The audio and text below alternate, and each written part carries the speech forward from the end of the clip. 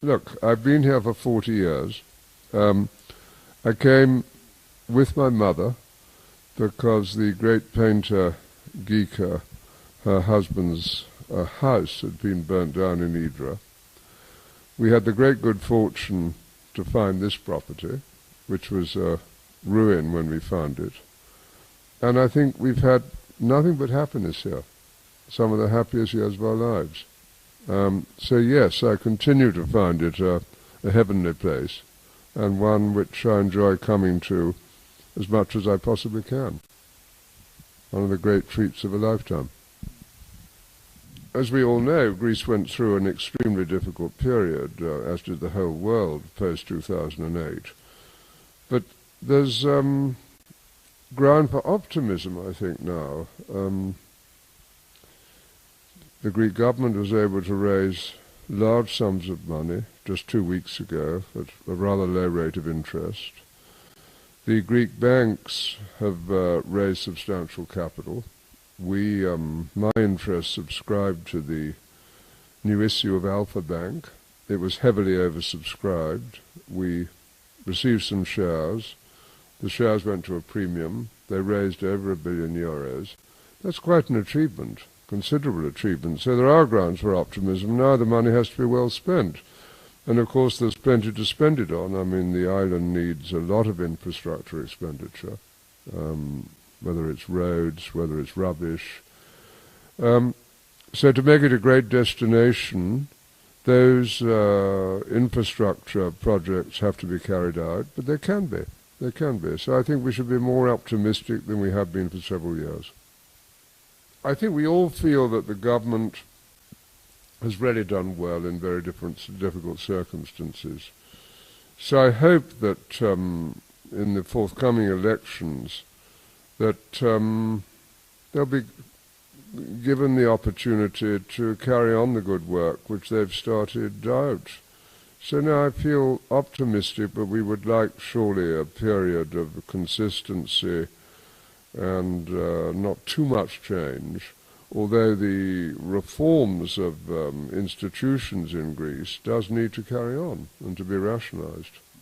It's that classically difficult balance, isn't it, between we need tourism here, we need lots of people to come here, at the same time we don't want the place overrun, so that the things which made Corfu the beautiful place that it is, the historic place that it is, are in any way undermined. So that's a very difficult balance, a very difficult circle to square.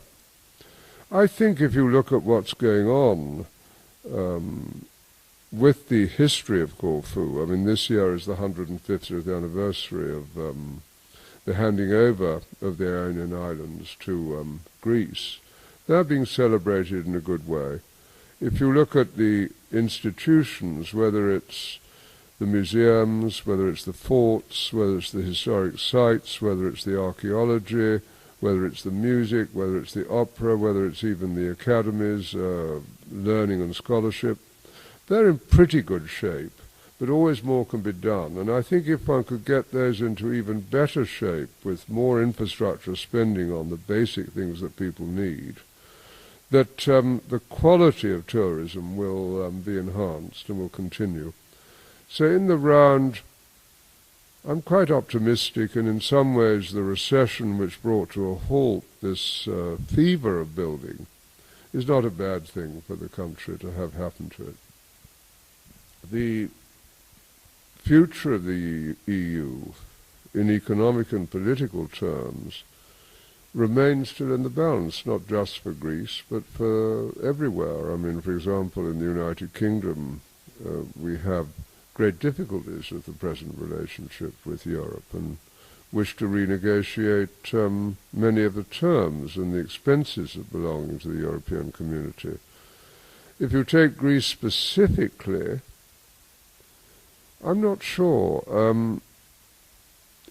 It's a real problem to be integrated into the rest of Europe at a time of great economic stress. I mean, you've got here very high unemployment, and that induces social unrest. The kind of classical way of dealing with that problem, of course, is to devalue.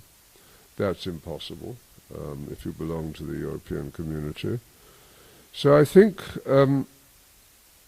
a change in that relationship with Europe for Greece and for many of the other countries will be needed.